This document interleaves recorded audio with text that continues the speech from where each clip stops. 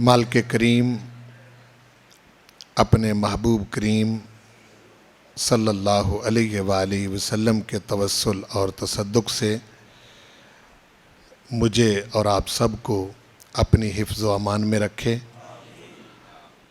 اپنے حبیب پاک محمد مصطفیٰ صلی اللہ علیہ وآلہ وسلم کی غلامی، محبت، اطاعت اور اتباع میں زندہ رکھے، اسی پر ہم سب کو موت نصیب کرے، زندگی بھر بے ادبی اور گستاخی سے محفوظ رکھے۔ سورۃ الجاثیہ کی آیت نمبر 37، 25ویں پارے کی آخری آیت مبارکہ میں نے عنوان کے طور پر تلاوت کی ہے۔ اس آیت مبارکہ میں رب ذوالجلال والاکرام نے اپنی کبریائی کا ذکر فرمایا ہے۔ ارشاد باری تعالیٰ ہے، اعوذ باللہ من الشیطان الرجیم، بسم اللہ الرحمن الرحیم، وَلَهُ الْكِبْرِيَاءُ فِي السَّمَاوَاتِ وَالْأَرْضِ، اسی کے لیے ہے الکبریا، بڑائی، تکبر، بڑا بننا اور بڑا ہونا، یہ سب اسی کے لیے ہے۔ فی السماوات والارض، آسمانوں میں اور زمین میں، یعنی آسمانوں اور زمین میں اگر کبریائی اور بڑائی کسی ذات کے لیے ہے تو وہ صرف اللہ کے لیے ہے۔ آسمانوں میں بھی اس سے بڑا کوئی نہیں اور زمین میں بھی اس سے بڑا کوئی نہیں، بڑا ہے ہی وہی۔ آگے اپنی دو صفات کا ذکر کیا، وَهُوَ الْعَزِيزُ الْحَكِيمُ۔ اگر تم میں سے یعنی آسمانوں زمین میں کوئی بڑا بننا چاہے گا تو میں العزیز ہوں، میں اس کو بڑا بننے نہیں دوں گا، غالب ہوں۔ الحکیم، حکمت والا ہوں۔ کیا مطلب؟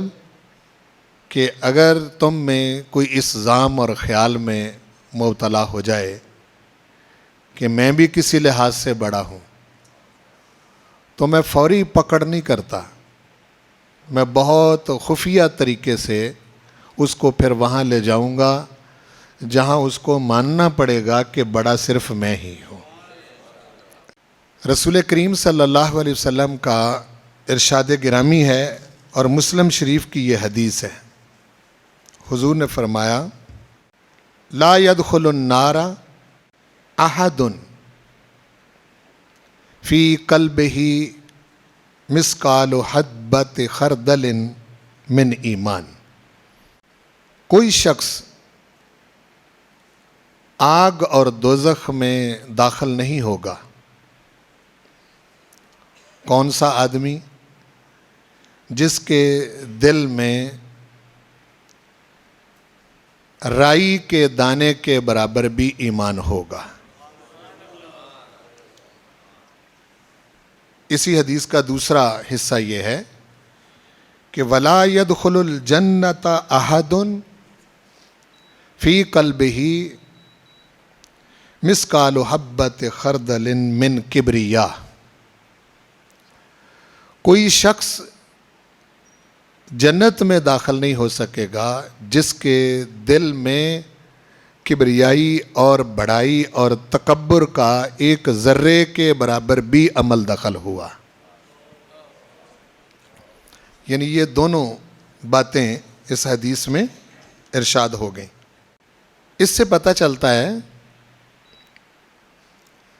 کہ جہاں تکبر ہے وہاں ایمان نہیں ہے، اور جہاں ایمان ہے وہاں تکبر نہیں ہے۔ پروردگار ہم سب کو تکبر سے بچائے، بڑا بننے سے بچائے، بڑا بننے کی تمنا اور آرزو سے بچائے۔ ایک مومن کو کسی صورت میں بھی زیبا نہیں ہے کہ وہ تکبر کرے۔ تکبر ظاہر ہے کسی کمال اور خوبی کی وجہ سے ہی ہوتا ہے، بندے کے اندر کوئی کمال ہوتا ہے جس کی وجہ سے وہ تکبر میں مبتلا ہوتا ہے۔ حضرت امام غزالی رحمۃ اللہ علیہ نے احیاء العلوم میں 7 وجہیں بیان فرمائی ہیں انسان کے اندر تکبر پیدا ہونے کی۔ اس میں انہوں نے ذکر کیا کہ 2 وجہیں دینی ہیں اور 5 وجہیں دنیاوی ہیں۔ جو 2 دینی وجہ ہیں ان میں سے ایک وجہ علم ہے کہ علم کی وجہ سے انسان کے اندر تکبر پیدا ہوتا ہے، اور یہ بات بالکل 100% درست ہے۔ جن لوگوں کو علم ملا ہے ان کو تکبر سے محفوظ بہت کم دیکھا ہے، کم لوگ اس سے بچے۔ یہ ایک ایسی شے ہے کہ جو ہی علم حاصل ہوتا ہے ساتھ ہی تکبر شروع ہو جاتا ہے۔ حالانکہ علم نور ہے، اور نبی کریم صلی اللہ علیہ وسلم نے علم کی فضیلت اس طور پر بیان فرمائی کہ ایک عالم کی فضیلت دوسرے لوگوں پر ایسے ہے جیسے حضور نے فرمایا کہ تم میں سے ایک بالکل ادنا بندہ ہو، چھوٹا، تو اس پر میری فضیلت ہے۔ حضور نے فرمایا کہ اگر اس کو علم کا نور ملا ہے تو بلوں میں چیونٹیاں اور پانی میں مچھلیاں بھی اس کی بخشش کی دعا کرتی ہیں۔ حضور نے فرمایا کہ جس طرح 14ویں کے چاند کو فضیلت ہے، اس طرح ایک صاحب علم کو فضیلت ہے غیر عالم پر۔ بہت سارے ارشادات ہیں حضور کے علم کے حوالے سے، نور ہے یہ۔ اور بعض حدیثوں سے پتہ چلتا ہے کہ یہ علم جو ہے یہ بارش کی طرح ہوتا ہے۔ جب بارش برستی ہے، ہر جڑی بوٹی، ہر درخت، ہر اگنے والا پودا جو ہے بارش کے پانی کو اپنے اندر جذب کرتا ہے، اس کی جڑوں کو پانی ملتا ہے، اسی سے پھل لگتے ہیں، اسی سے پھول لگتے ہیں۔ تو علماء نے لکھا ہے کہ بارش میں مٹھاس نہیں ہوتی، نہ بارش میں کڑواہٹ ہوتی ہے۔ وہ جس درخت کو وہ پانی پہنچ رہا ہے اس درخت کے اپنے اندر مٹھاس ہے اور اپنے اندر کڑواہٹ ہے۔ تو بارش کا پانی ملنے کی وجہ سے اگر وہ تمے کی بیل ہے تو پانی اس کو بھی بارش کا ہی پہنچا ہے، جس کو اندرائن کہتے ہیں اردو میں، عربی میں اس کو ہنزل کہتے ہیں، انگلش میں اس کو بیٹر ایپل کہتے ہیں۔ وہ اتنا کڑوا ہوتا ہے کہ وہ کوئی آدمی کھا نہیں سکتا، تمہ جو ہے۔ تو وہی بارش جو برسی تھی اس کو بھی وہی پانی ملا بارش والا، تو وہ بارش میں کڑواہٹ تھی؟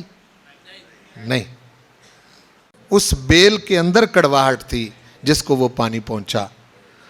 تو پانی تو وہ ایک ہی قسم کا ہے، وہی پانی انگور کی بیل کو پہنچا۔ تو وہ جو انگور کے اندر مٹھاس ہوتی ہے وہ بارش کی تھی، اس کو بھی وہی پانی پہنچا۔ میٹھے پھلوں کو بھی وہی پانی پہنچا، کڑوے پھلوں کو بھی وہی پانی پہنچا۔ تو علم جو ہے یہ بارش کی طرح ہے۔ اگر علم نے کسی بندے کے اندر تکبر پیدا کیا ہے تو اس کی مثال وہ تمے کی بیل والی مثال ہے، اور اگر علم نے اس کے اندر مٹھاس پیدا کی ہے تو اس کی مثال انگور کی بیل والی مثال ہے۔ علم کے اندر مسئلہ نہیں ہے، علم تو نور ہی ہے، اچھا ہے، برا نہیں ہے، لیکن جس بندے کو علم مل رہا ہے، جو عالم بن رہا ہے، مسئلہ اس میں ہے۔ علم کی وجہ سے وہ بندہ متکبر ہو گیا تو نبی کریم صلی اللہ علیہ وسلم نے ارشاد فرمایا، حدیث شریف میں فرمایا کہ ایسا بندہ شرار العلماء، بدترین عالم ہے، کہ علم کی وجہ سے جس کے اندر تکبر پیدا ہو گیا، اور علم کی وجہ سے جس کے اندر اچھائی پیدا ہو گئی، مٹھاس پیدا ہو گئی، اچھا اخلاق پیدا ہو گیا، تو فرمایا خیار العلماء، ایسے عالم جو ہیں وہ دنیا اور مخلوق کے بہترین علماء ہوتے ہیں۔ تو علم کا مسئلہ نہیں، مسئلہ اس بندے کے اندر ہے جس بندے کے اندر علم جا رہا ہے، کہ وہ بندہ کس مزاج کا ہے، کس طبیعت کا ہے، اس کے علم نے اس کو مغرور کیا ہے یا اس کے علم نے اس کو بااخلاق بنایا ہے۔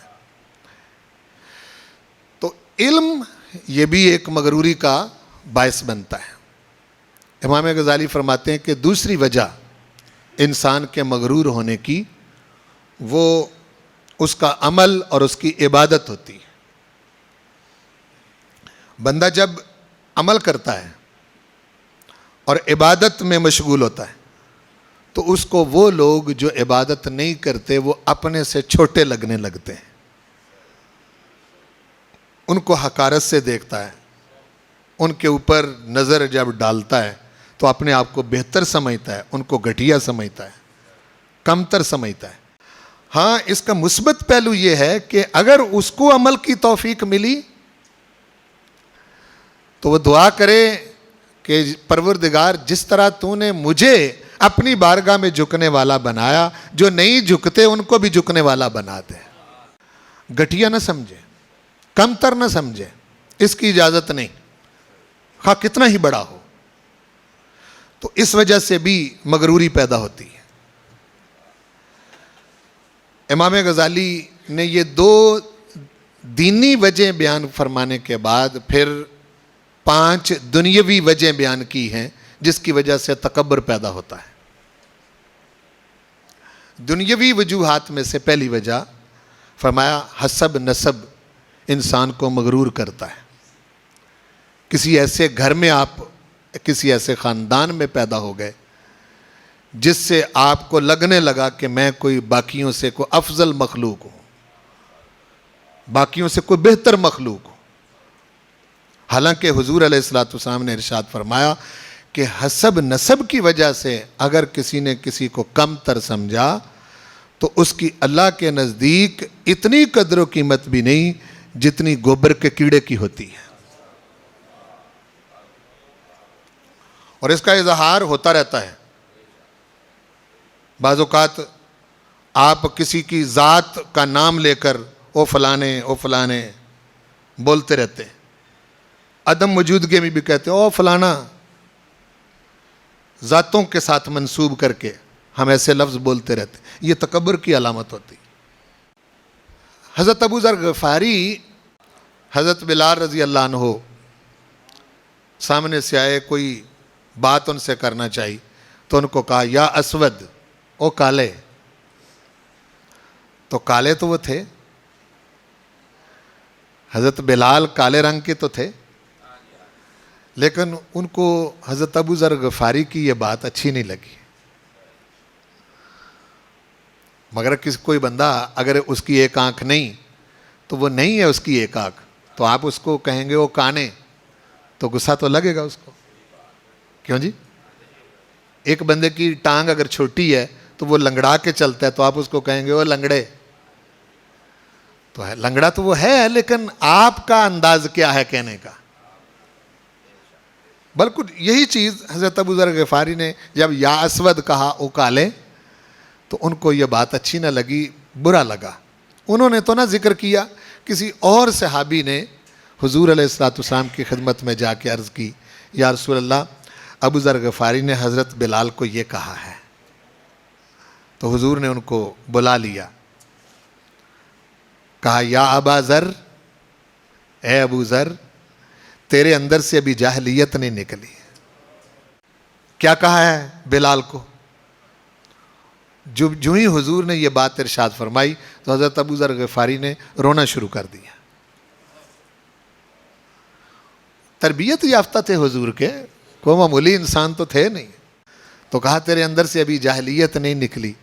فوری طور پر وہاں سے اٹھے, حضرت بلال کو پکڑا اور کہی کہ آپ میرے سردار ہیں, میں یہاں زمین پر لیٹتا ہوں, میری گردن پر آپ اپنا پاؤں رکھیں تاکہ میرے اندر سے جاہلیت نکل جائے.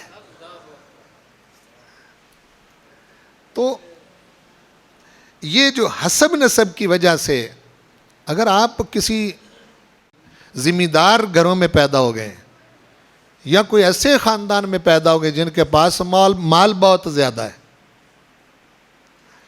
تو یہ آپ کا کمال کیا ہے؟ آپ کون سا پہلے اپنے پروردگار کی بارگاہ میں کوئی اپلیکیشن دے کے آئے تھے کہ فلاں خاندان میں مجھے پیدا کرنا ہے؟ یہ تو اللہ کا انتخاب ہے. اللہ تعالیٰ نے جہاں چاہا وہاں آپ کو پیدا کر دیا. تو اس سے آپ باکمال کیسے ہو گئے؟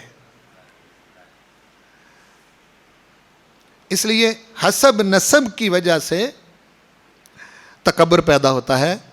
اور تکبر کے بارے میں نے ذکر کیا ہے کہ رسول کریم صلی اللہ علیہ وسلم کا ایک اور ارشاد مجھے یاد آیا.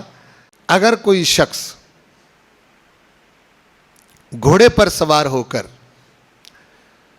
40 سال کی مسافت کا سفر طے کرے تو فرمایا کہ پروردگار نے جنت کے اندر یہ خاصیت رکھی ہے کہ گھوڑے پر سوار ہو کر 40 سال کی مسافت پر دور بندہ چلا جائے گا تو جنت کی خوشبو ایسی ہوگی کہ وہاں پائے گا, وہاں محسوس کرے گا.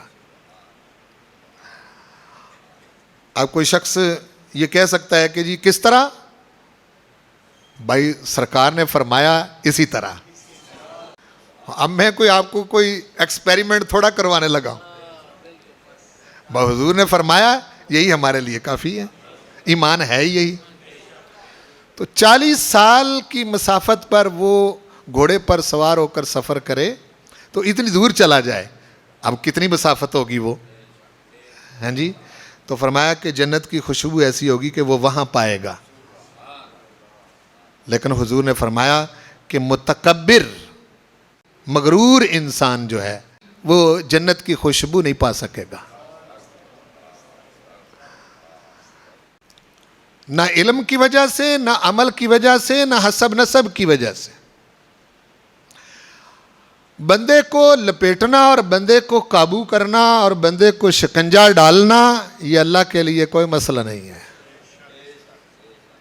کوئی پرابلم نہیں اس کے لیے, یہ بہت آسان ہے اس پر. مغروری تکبر ہر شے 1 سیکنڈ کے اندر نکال لیتا ہے.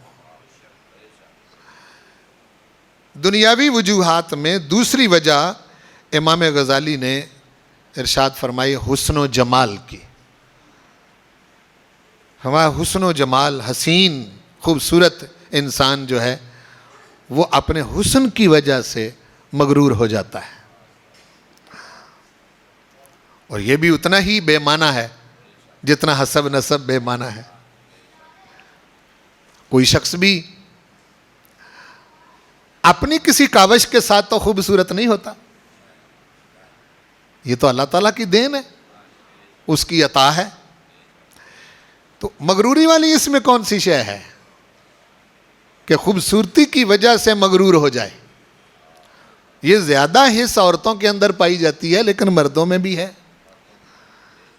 جیسا سیدہ عائشہ صدیقہ رضی اللہ تعالی عنہا, حضور تشریف فرما ہے, آپ پاس بیٹھی, ایک خاتون آئی جس کا قد چھوٹا تھا, چھوٹا قد تھا. تو ام المومنین حضرت عائشہ نے عرض کیا یا رسول اللہ یہ ٹھگنے قد والی ہے, چھوٹے قد والی ہے. وہ چلی گئی.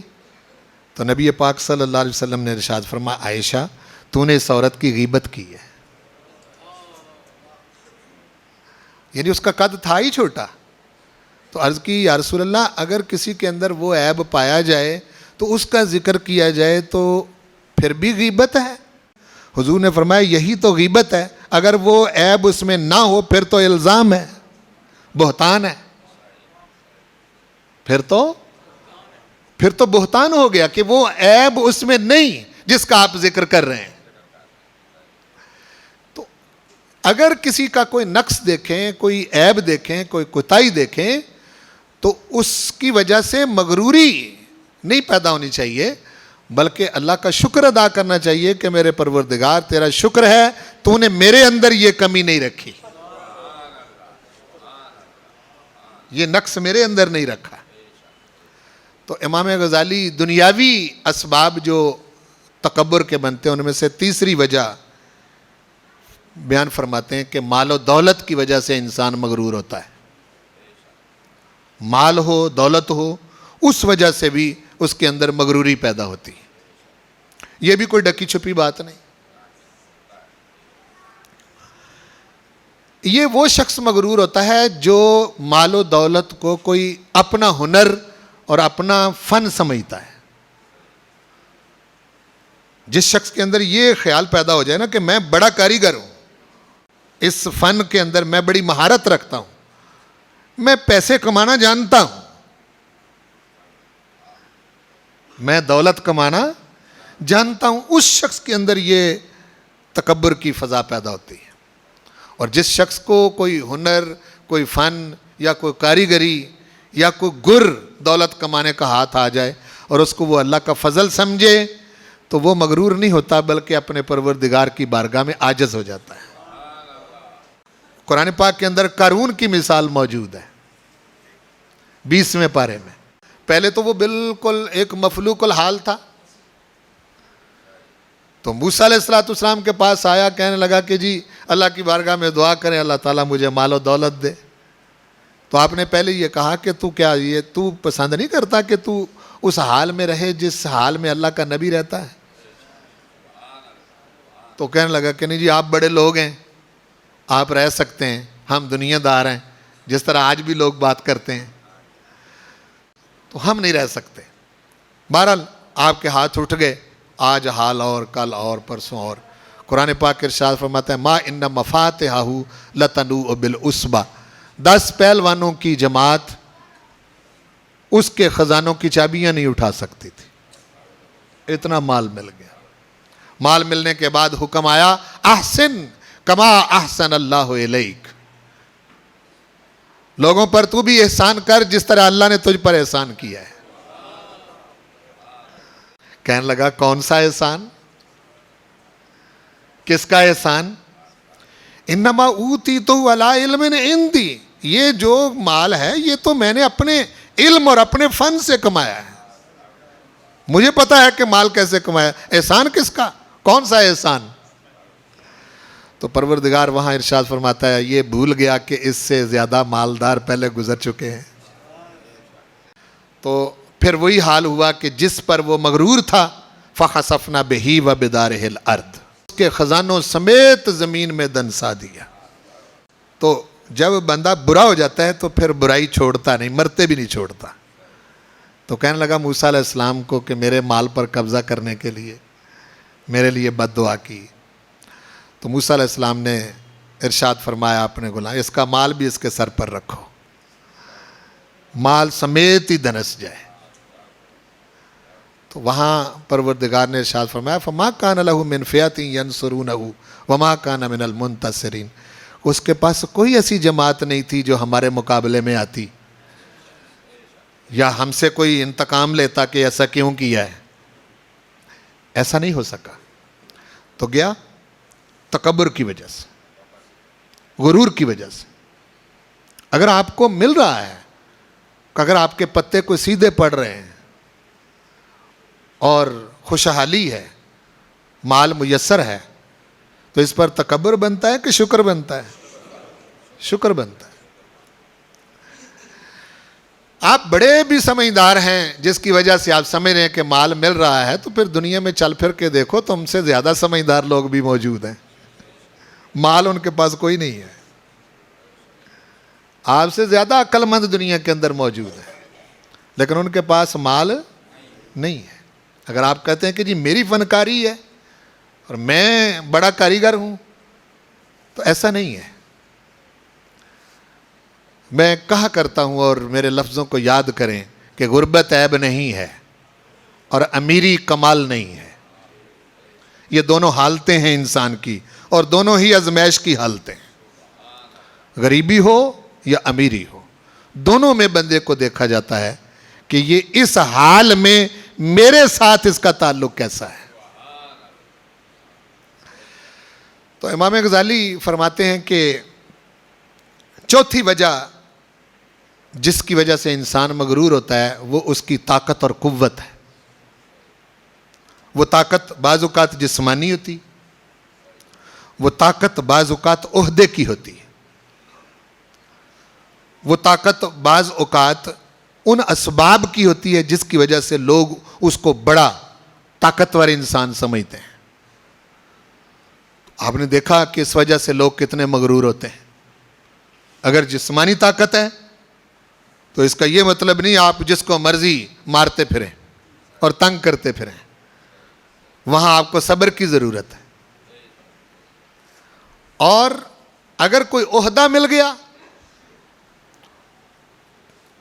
جس عہدے کے ساتھ طاقت متعلق ہے اور آپ وہاں طاقتور ہیں، فیصلے کر سکتے ہیں، لیکن وہاں آپ اگر اپنے مالک کو یاد رکھتے ہیں اور اپنے مالک کی مرضی کے مطابق اس عہدے اور اس طاقت کو استعمال کرتے ہیں تو پھر تو خیر ہے۔ لیکن اگر دوسری صورت ہے تو پھر میں نے پہلے عرض کیا کہ پروردگار کو لپیٹنا بہت اچھی طرح آتا ہے۔ انسان ہے نا، انسان تو بہت چھوٹی سی شے ہے، بولو نا بھائی، بہت ہاں۔ تو پروردگار ارشاد فرماتا ہے ایک جگہ 70ویں پارے میں سورۃ الانبیاء میں، یوم نطوی السماء کطی السجل للکتب۔ اگر ہماری طاقت کا اندازہ کرنا ہے تو پھر یوں ہے کہ جس وقت ہم فیصلہ کر لیں گے اس کائنات کو ختم کرنے کا تو ہم آسمان کو یوں لپیٹ لیں گے جس طرح منشی رجسٹر لپیٹتا ہے۔ قطعی السجل للکتب۔ اب منشی اپنا کام ختم کرنے کے بعد رجسٹر کو لپیٹنے میں کتنی دیر لگاتا ہے؟ باقی چیزیں تو پھر نیچے رہ گئی نا بھائی۔ اس لیے طاقت اور قوت کا جو نشہ ہے اس میں بڑے بڑے مغرور انسان نمرود جیسے، فرعون جیسے اس دنیا میں ہوئے ہیں، اب بھی ہیں، ابھی پتہ نہیں اور کتنے ہونے ہیں، لیکن کوئی بھی اپنے مالک کی گرفت سے بچ نہیں سکا۔ تو انسان کے لیے یہ موقع ہے، یہ مقام ہے سوچنے کا۔ دنیاوی اسباب جو تکبر کا باعث بنتے ہیں اس میں پانچویں وجہ امام غزالی نے فرمایا کہ وہ پیروکار ہوتے ہیں۔ انسان کے ارد گرد اس کی افرادی قوت ہوتی ہے۔ کوئی استاد ہے تو اس کے شاگرد ہوتے ہیں، کوئی پیر ہے اس کے مرید ہوتے ہیں، کوئی حکومتی اہلکار ہے تو اس کے آگے ہٹو بچو کہنے والے ہوتے ہیں، کوئی جاگیردار ڈیرے دار ہے تو وہاں بندے اس کے ہوتے ہیں کام کاج کرنے والے، کوئی چائے لانے والا، کوئی پانی لانے والا، کوئی کھانے لانے والا، کوئی بندوقیں پکڑ کے کھڑے ہوتے ہیں اور اس سے وہ دوسروں پر روب ڈالتا ہے میں کوئی بڑی شے ہوں، میں کوئی بڑی شے۔ ایسا ہے یا نہیں ہے؟ بولو نا بھائی۔ یہ دیکھا ہوا ہے، یہ میں آپ کو صرف اشارہ کر رہا ہوں، لیکن آپ ان چیزوں کو جانتے ہیں، موقع بموقع آپ ان چیزوں کا مشاہدہ کرتے رہتے ہیں۔ مجھے کئی ڈیروں پر جانے کا اتفاق ہوا، وہ بندہ اپنے دماغ اور اپنے ذہن میں اس لیول پر ہوتا ہے، اس کے کپڑے، اس کی چال، اس کی گفتگو بتاتی ہے کہ وہ سمجھتا ہے کہ ہم چما دیگر نیست، ہمارے جیسا دنیا میں ہے ہی کوئی نہیں۔ کیا ہے؟ کچھ بھی نہیں ہے۔ اصل کبریائی اور بڑھائی اور تکبر صرف ایک ذات کے لیے ہے۔ اب یہ ساری چیزیں میں نے ذکر اس لیے کی تاکہ میں اس آیت کریمہ کو آپ کو سمجھاؤں جو میں نے پڑھی ہے، سورۃ الجاثیہ کی آیت نمبر 37 اور 25ویں پارے کی آخری آیت ہے۔ یہ آسان حوالہ ہے۔ ویسے الکبریا کا لفظ قرآن میں موجود ہے، لیکن پروردگار نے اپنے لیے صرف اس جگہ پر استعمال فرمایا، وَلَهُ الْكِبْرِيَاءُ فِي السَّمَاوَاتِ وَالْأَرْضِ۔ آسمانوں میں اور زمین میں الکبریا، بڑائی، بڑا ہونا، کہ بڑا کوئی ہے، تو ارشاد فرمایا یہ صرف وہی ہے، اللہ ہی ہے، اللہ کے سوا اور کسی کے لیے الکبریا نہیں ہے۔ بولو الکبریا نہیں ہے. یہ ایک ایسی بیماری ہے کہ سب بیماریوں کی جڑ ہے یہ تکبر. انسان کے لیے یہ زہر قاتل ہے. جتنے بھی نبی آئے قرآن پاک کا پڑھ کے دیکھیں, مجھے تو یہی نظر آیا, جس قوم کی طرف بھی کوئی نبی آیا, اس قوم میں سے جن لوگوں نے نبی کے ساتھ عداوت, دشمنی اور انکار کا رویہ رکھا, اس کا قرآن مجید نے یہی ارشاد فرمایا کہ وہ پہلے متکبر تھے, مغرور تھے, جان نہیں سکے ہمارے بھیجے ہوئے رسول اور نبی کی عظمت اور شان کو, نہ میری عظمت کو جان سکے. قال الذین استکبروا کے الفاظ ہیں, قال الملأ الذین استکبروا کے الفاظ ہیں. متکبر تھے, مغرور تھے. مغروری کی وجہ سے انہوں نے اس نبی کی تعلیم کو قبول نہیں کیا اور سیدھے رستے پر آ نہیں سکے, الٹے رستوں پر ہی چلتے رہے. تو معزز حاضرین و سامعین, اصل جو بات میں آپ کو سمجھانا چاہ رہا ہوں وہ یہ کہ تکبر کوئی بھی انسان کسی سطح کا بھی ہو, یہ انسان کے لیے تکبر ہے ہی نہیں. اگر وہ کسی وجہ سے اس بیماری کے اندر مبتلا ہوتا ہے تو یہ اس شخص کے لیے بہت بڑی بدقسمتی ہے. اب میں تکبر تو بتا چکا ہوں, اب اس کا علاج میں بتانے لگا.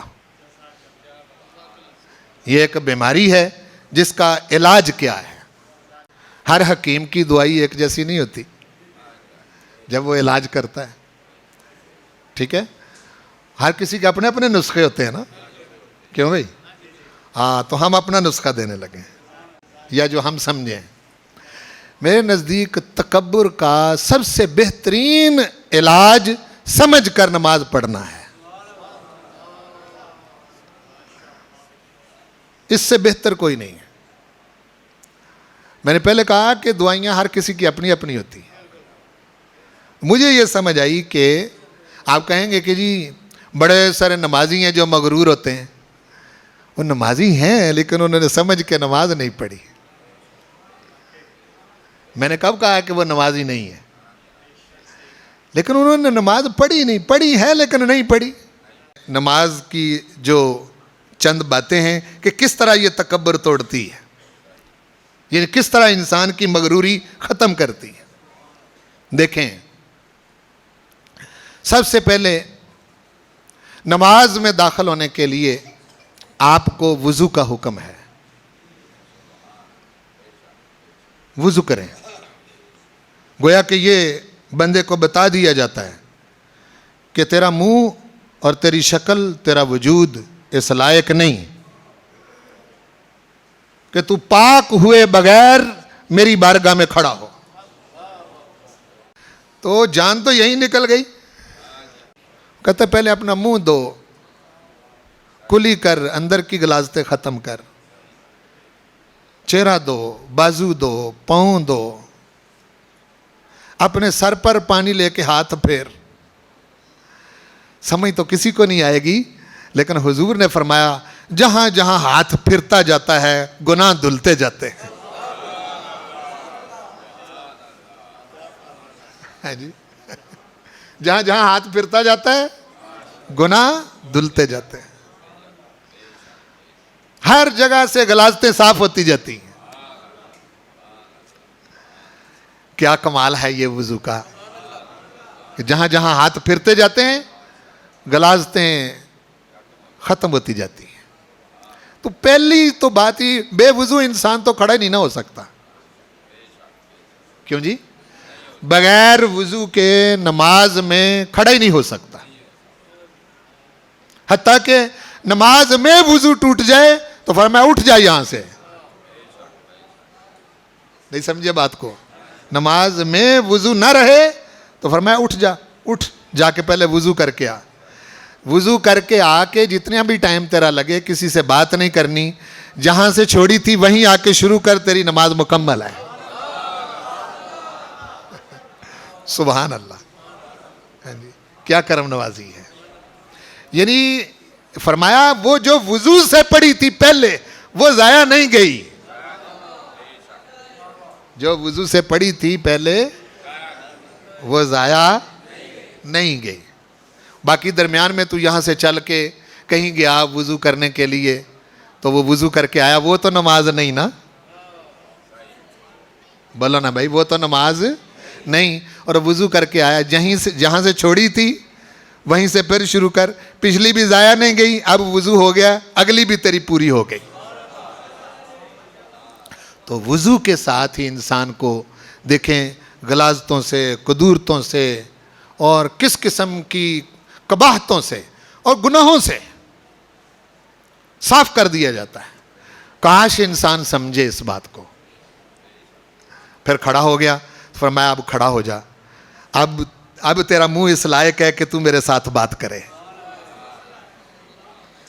یہی ہے نا بھائی چیز، اب تو اس لائق ہو گیا ہے، کھڑا ہو جا. کھڑا ہو کے کرنا کیا ہے؟ ہاتھ اٹھا. کیا کرنا ہے؟ ہاتھ اٹھا، اور ہاتھ اٹھانے کے ساتھ ہی کہے اللہ اکبر، بڑا میں نہیں تو ہے. بڑا میں نہیں تو ہے. ہاتھ کیوں اٹھوائے؟ ہاتھ اس لیے اٹھوائے کہ اے بندے، یہ علامت ہے اس بات کی کہ میں نے اب دنیا کے ساتھ جتنے بھی میرے تعلقات تھے ارد گرد کے، میرے دوست تھے، میرے بیٹے تھے، میری بیوی تھی، میرے بچے تھے، خاندان تھا، میرا کاروبار تھا، میری کرسی تھی، میرا مال تھا، میرے مالک، سب سے ہاتھ اٹھا لیا ہے. سب سے ہاتھ اٹھا لیا، سب کو چھوڑ کے آ گیا ہوں. اب میں اللہ اکبر کہتے ہاتھ اٹھا کے، سب سے ہاتھ اٹھا کے اعلان کر رہا ہوں تیرے سوا بڑا کوئی نہیں ہے. اللہ اکبر. اللہ بہت بڑا ہے، بہت بڑا ہے. اکبر کا مطلب ہے اللہ بہت بڑا، اور کوئی ہے ہی نہیں، اور کوئی بڑا ہے ہی نہیں. تو تکبر کا علاج ہوا کہ نہیں ہوا؟ ہاں جی. میری ہر شے اس کی کوئی حیثیت نہیں، میرے مال کی کوئی حیثیت نہیں، میری قوم، قبیلے، حسب نسب کی کوئی حیثیت نہیں، میری خوبصورتی کی کوئی حیثیت نہیں، میری طاقت کی کوئی حیثیت نہیں، اور میرے ارد گرد جتنے بھی میری تعظیم اور ادب کرنے والے لوگ ہیں، میرے مالک ان کی کوئی حیثیت نہیں. میرا علم کوئی شے نہیں، میرا عمل کوئی حیثیت نہیں رکھتا. یہ سب چھوٹے ہیں، میں چھوٹا ہوں، میرے سب اعمال چھوٹے ہیں، میری سب حرکتیں چھوٹی ہیں، میرے سب متعلقین، میری نسبتیں چھوٹی ہیں، ان کی کوئی حیثیت نہیں. بڑا صرف تو ہے، بڑا صرف. اور یہ اللہ اکبر کے ساتھ انسان جو ہے اعلان کرتا ہے اس چیز کا. نماز میں داخل ہوتے ہی تکبر کا علاج ہو گیا. اس طور پر اس کو نماز کو پڑھنا ہے. پھر آپ اللہ اکبر کہہ کے ہاتھ باندھ لیتے ہیں، اور ایسے خوبصورت کلمات نماز کے، سبحان اللہ. اللہ اکبر کہتے ہی ہاتھ ایسے باندھتا ہے. ہاتھ باندھنے میں ہی ہاتھ باندھنے والے کو دیکھنا چاہیے کیسے باندھنے ہیں. کون سے ہاتھ باندھنے کا طریقہ ادب والا ہے، کون سا ہاتھ باندھنے والا طریقہ بے ادبوں والا ہے. طریقہ یہ ہے، ہاتھ باندھیں، آپ کا سر جھکے، عاجزی ہو. جس حالت میں آپ کسی انسان کے سامنے کھڑا نہیں ہو سکتے، اپنے پروردگار کے سامنے کیسے کھڑے ہو سکتے ہیں؟ ہیں جی. اور کھڑا آپ کس کے سامنے ہو رہے ہیں؟ اپنے مالک کے سامنے کھڑے ہو رہے ہیں. تو وہاں تو احترام، ادب، تذلل، عاجزی، انکساری اس انتہا کی ہونی چاہیے کہ بندہ کھڑا نظر آئے اور سمجھ آئے کہ بندہ جس کی بارگاہ میں کھڑا ہے اس کے سامنے اپنا ہر قسم کا تکبر ختم کر چکا ہے، عاجزی کے ساتھ کھڑا ہے. اور پھر ہاتھ باندھ کے کتنے پیارے کلمات ہیں جو وہ عرض کرتا ہے. سبحانک اللہم، سبحانک اللہ و بحمدک. اب میں یہیں سے اگلے جمعے شروع کروں گا چونکہ وقت ختم ہو گیا. وما علیہ الا البلاغ.